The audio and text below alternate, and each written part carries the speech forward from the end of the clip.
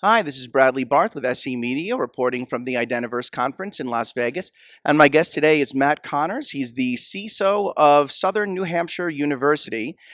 Matt, you had a session today at the conference talking about a rollout that you spearheaded of an identity and access management solution, a customer facing one. And in this case, the customer is really one of the approximately 150,000 students and student applicants associated with the university. And from this project, you gain some insight into what future IAM rollouts might look like based on customer expectations.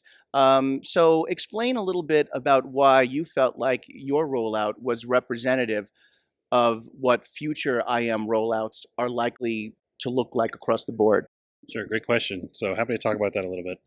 Um, One of the challenges that we face as a primarily online organization is that the barriers to ingress and egress to our organization are extremely different from the traditional brick and mortar campus-based college experience. So you don't have to pack up and move town. You don't need to pack up the U-Haul and move across state or move across the country to go to school. You're going from one website to another on any given particular day. So we really wanted to meet our customers our students and applicants with the expectation of things that they're seeing in the consumer marketplace, more along the lines of the, Amazon and Teslas and such of the world, and really kind of bring those types of really familiar experiences into the application process and then eventually extend it through our student engagement process across the university.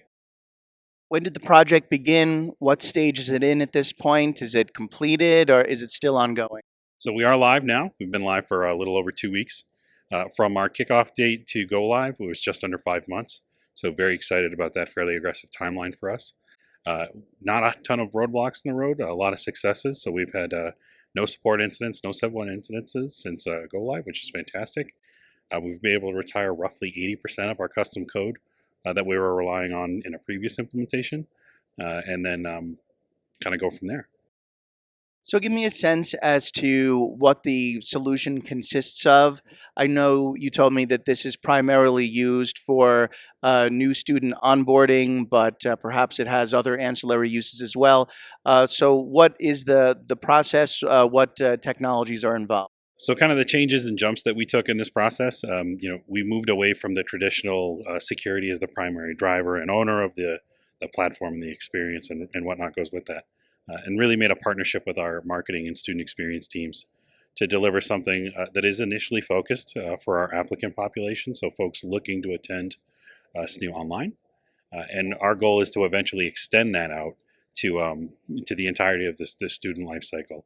So really make it a propose your own username and password, bring your own username and password if you've already got one, and interact with us that way.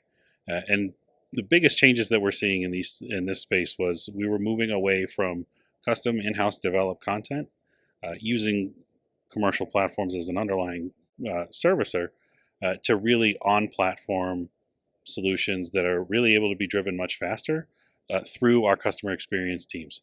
So by training our customer experience teams, they can deploy new features, new functionalities at their own pace, as opposed to going into a traditional dev, test sprint cycle and waiting in some cases months. Yeah, this has been a prevailing theme throughout the conference. The balance, finding the balance between security and customer experience. And so I get this sense that future customers, are going to be increasingly demanding about having a user friendly, frictionless experience. And yet, clearly, security still has to be a high priority. So, maybe you can explain a little bit about how you found the right balance. And along the way, I know that you had certain aha moments, as you called them, in your session description. What were some of those aha moments? What were some of the biggest surprises? What worked? What didn't work? Where did you get some pushback? Where did you end up realizing that you needed to make some changes to better accommodate the student body? Sure. So, kind of some of our biggest changes here is that mindset of this was a security driven effort to becoming more of a marketing and customer experience, student experience driven process. While we still maintain our kind of traditional IAM specialists in house on our team, we've also enabled those customer facing groups to self-serve a lot of functionality themselves. And so really starting to differentiate between a traditional IAM specialist and somebody who's now more customer SIAM focused. That was another big piece for us. I think the other places, you mentioned kind of the security and experience piece. We were really able to improve our student experience and increase our security in the process. Things by doing verification throughout the process and only introducing that when it's actually appropriate, instead of doing an across-the-board effort or a person-driven verification process, which is clearly longer and more expensive and can drag on the customer a little bit too much. And then really one of the things that we were trying to do is also de-risk revenue as early in the life cycle as possible. So we are beholden to the Department of Education clearly for federal financial aid, and we want to make sure that we're providing that to the right people at the right time. You said the ultimate goal is to have the entire student life cycle managed through your IAM solution, from applicant to student to graduate. What's the next step in your ongoing process? What incremental improvements, additions are you making? What's next on the horizon? The next is to bring it into that student experience. That is a kind of a big jump in our core technology stack. So that's kind of the phase 2 that's being planned now. So very successful and very happy with our rollout so far in the applicant process, and really looking forward to extending it to our student and then our lifelong learners as well. Was there an opportunity for students to provide feedback at various points to let you know what they were happy with, what they felt could work better, and then you made adjustments from there? So we don't have one specifically for this project, but we do have a standing voice of the customer practice, and definitely taking a look at like the top 10 pain points there, and really focusing on how we can deliver those, at least starting in the authentication space in the application process. A lot of asks for the kind of the self-serve functionality, the bring your own identities. I don't need another email address. I don't need another password, that kind of thing. And really starting to bring that in. And then the feedback that we've received since through our standing voice of the customer practice has been positive to date. So very excited to bring something that is being asking for and being asked for, I should say, and then kind of extending that to the rest of the process in time.